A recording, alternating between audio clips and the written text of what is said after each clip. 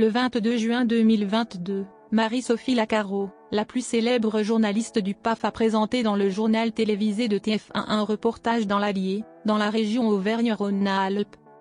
Après de violents orages. Puis, une série de sujets sur les sinistrés et les dégâts ont été diffusés. Le journal s'est intéressé au budget en déclin des ménages pour les vacances. Le rebond du Covid-19 a aussi été évoqué. Cette édition du journal de 13h de TF1 a rassemblé 4,20 millions de téléspectateurs, soit 37,4% de part de marché. Le journal est en déclin de 0,5 points sur une semaine. De plus, rien ne va pour Marie-Sophie Lacaro qui perd 4 points sur un an. De plus, sur la cible commerciale, le JT de 13h a plu à 28,9% des femmes responsables des achats de moins de 50 ans. Une audience en dessous de la moyenne habituelle. Ainsi, TF1 recule sur tous les indicateurs. De son côté, le JT de 13h de France 2, présenté par Juliane Bugier, a réuni 2,61 millions de Français, soit 23,1% du public présent. Le journal de la 2 gagne 2,7 points sur une semaine et progresse de 1,6 points sur un an. Ainsi, même si TF1 est leader, Marie-Sophie Lacaro baisse sur tous les indicateurs alors que Bugier progresse sur la deuxième chaîne. Ainsi, TF1 se retrouve sanctionné. Il faut dire que les audiences conditionnent le tarif de la publicité. Alors quand les audiences baissent, ce sont des revenus en moins. L'organisme chargé de mesurer l'audience se nomme Médiamétrie. Des personnes servent de panel représentatif. L'occasion de revenir sur le parcours de Marie-Sophie Lacaro. Originaire de Toulouse, elle est une journaliste, rédactrice et présentatrice française.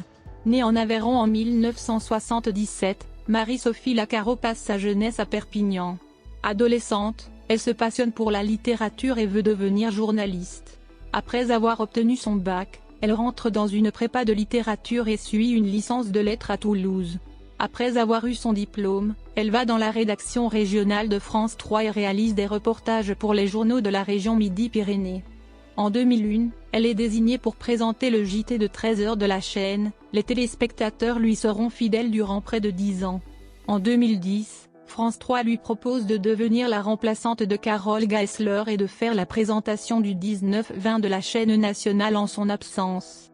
Une année après, Marie-Sophie Lacaro rejoint France 4 et présente une émission d'actualité destinée aux jeunes, Génération Reportée. En 2014, France 2 la contacte et lui demande de devenir aussi le joker d'Élise Lucet et de présenter le JT France 2 de 13h durant les vacances scolaires.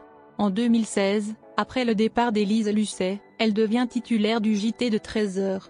En 2019, elle présente aussi l'émission Prodige, sur France 2. On y voit plusieurs jeunes musiciens. En septembre 2020, TF1 annonce la venue de Marie-Sophie Lacaro à la présentation du JT de 13h, à la place de Jean-Pierre Pernaut, à partir de janvier 2021.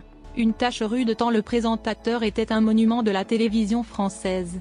Le 25 février 2022, elle diffuse un message sur les réseaux sociaux, après des semaines d'absence à l'antenne pour dire qu'elle souffre d'une infection à l'œil. En mai 2022, elle est de retour à la présentation du JT de 13h sur TF1. On a pu voir que la jeune femme avait beaucoup de pression concernant l'audience car les chiffres sont scrutés avec le plus grand soin. Côté cœur, Marie-Sophie Lacaro est mariée depuis 2006 à Pierre Bascou, un producteur.